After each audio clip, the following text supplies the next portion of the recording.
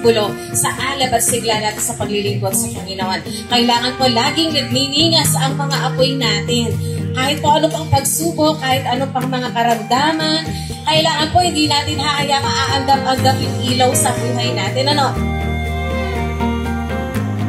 If we want yung sinasabi nating alab at sigla sa ating buhay, kalimutan natin yung pagiging matatakotin, kalimutan natin ang pagiging mahiyain. Pinakamaganda daw pong uri ng leadership that we can have is self-leadership. Be courageous. Be self-disciplined.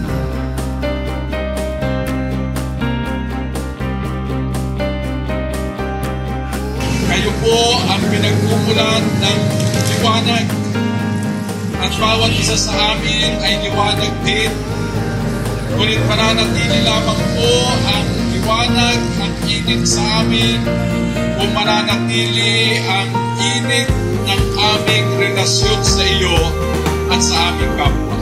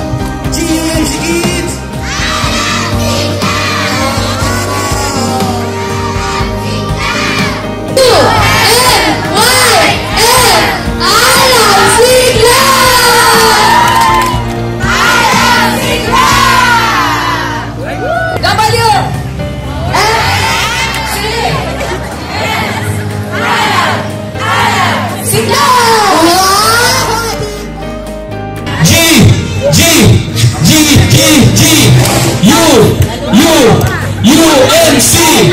GUMC! Kahirang may alab sigla!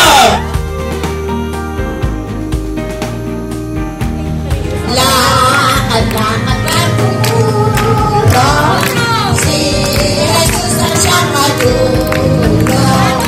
Lakad-lakad na tumulong, tagumpay may doon.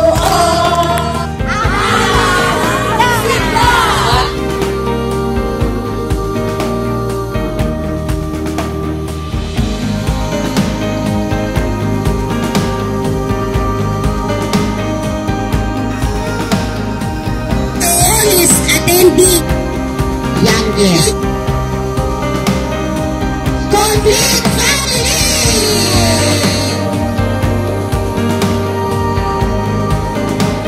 best in Zumba.